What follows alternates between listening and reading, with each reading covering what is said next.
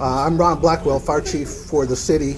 With me is Lieutenant Kelly Zane, who was recently named the International Association of Arson Investigators Fire Investigator of the Year. Kelly's been a member of our department now for 20 years and was recognized for his efforts during a series of fires last March in the Delano district. During a period between the 2nd and the 6th of March, there were a series of fires involving dumpsters that caused our units and members of the police department to flood that area to see if we could identify a potential suspect or person responsible for those fires. Lieutenant Zane was a part of our investigative group, and because of his tenacity and efforts, we were able to identify not only a suspect but arrest an individual who was charged with 9 counts of arson and we believe was responsible for another 6 fires, including a commercial building fire. As a result of that effort and because of his tenacity, the International Association of Arson Investigators, the Kansas State chapter, recognized Kelly as their Investigator of the Year for 2012. And so I'm here today to provide Kelly an opportunity to speak with you about his job and the fine work he done, but to also share with the community good information about our fire investigators, who are a very conscientious and dedicated group of people who work hard throughout the year.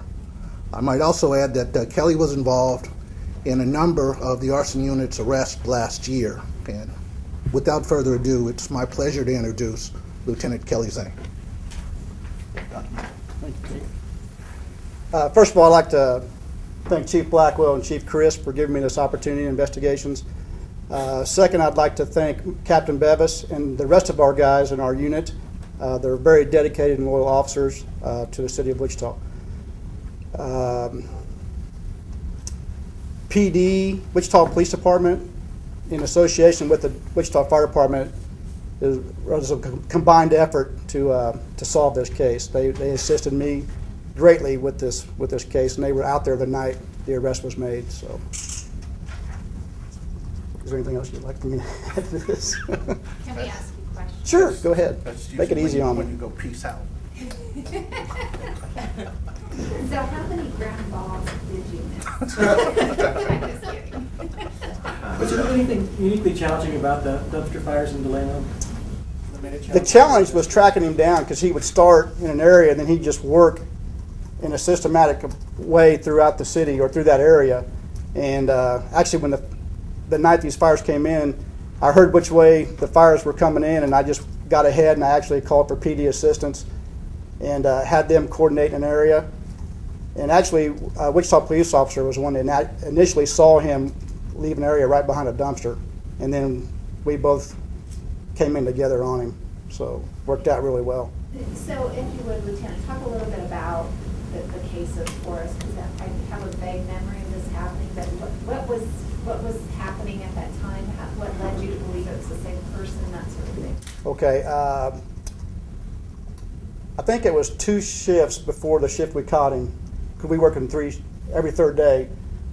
We had a series of, Chief Chris helped me out here, I think it was 3 or 4 or even more on a night, and we didn't catch him that night. The next shift, a string of fires started coming in again, and we just rolled, and then they started just working down the alley there off of Douglas Street, and I went to the parking lot behind Lawrence Dumont Stadium, and I had officers come in from the west, and then it actually happened right in the middle of us. And he had a better view than the Wichita police officer had a better view than I did, and saw him actually come right out from that dumpster right there. So it was actually a 2 or 3 day event, and we finally just caught up to him. Yeah, the fires occurred March 2nd through the 6th.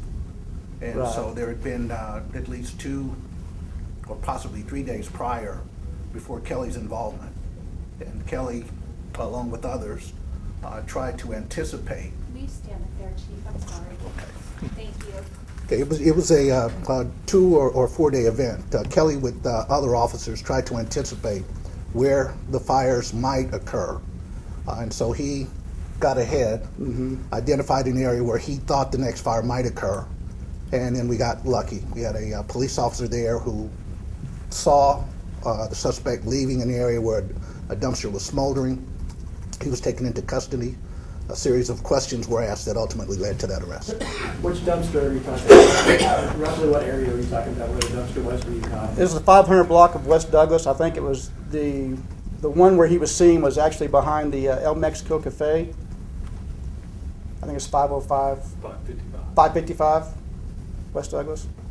And Lieutenant, some people might think these are just dumpster fires and it's the big deal, but what could this become?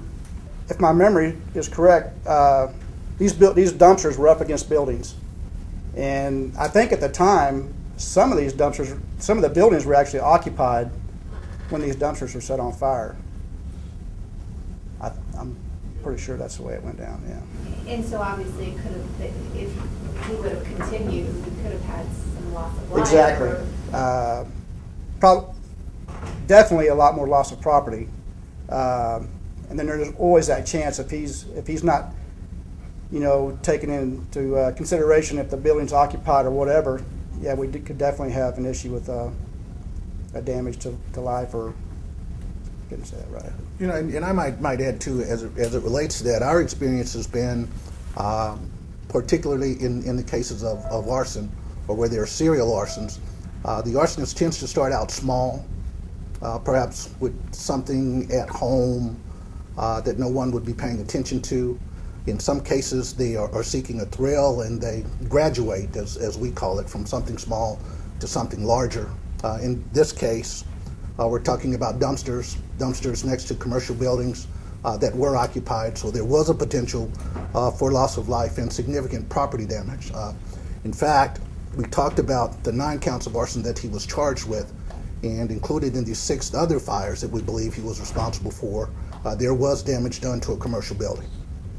But he was never charged in those? No. Has he been tried yet? He was also a suspect in several fires in another city in Kansas.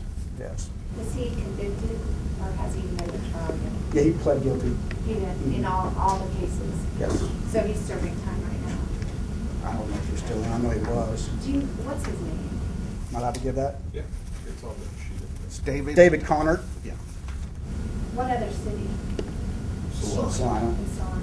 Was he using just matches or were there accelerants involved? No accelerants were involved, just common combustibles inside the dumpster. With Salina, were those also dumpster fires? Some of them were. I think some of them, yeah. I think there was another commercial property fire there, but most of them were dumpsters as well. And he was just a suspect there. They never could pin him on it. So. Lieutenant, your reaction to winning this award, what do you think? Oh, it's definitely a great honor, and I appreciate all the effort that it took. Captain Bevis wrote a really nice letter when he nominated me, and I did something I don't want to look down on. I want to take this and just keep going with it, and hopefully I can expand on because I think this is my first year as being a lieutenant, and all this stuff kind of falls into place for me. So hopefully it just keeps going from here. John, I would add to that as chief of the department and someone who has had an opportunity to see Kelly work every day.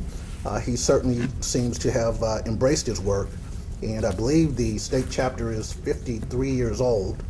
There have been 5 other Wichita investigators that have won this coveted recognition, and I think Kelly is going to continue what we believe to be a tradition of Wichita's bravest and in some cases our smartest, not always, but our smartest being involved in work that has brought great recognition not only to him personally but to our department, and we're very appreciative of that. Chief, can you give the name of the award one more time, please? It's the Kansas Fire Investigator of the Year. So it's a state award. It's a state award through the International Association of Arson Investigators, which is a worldwide group.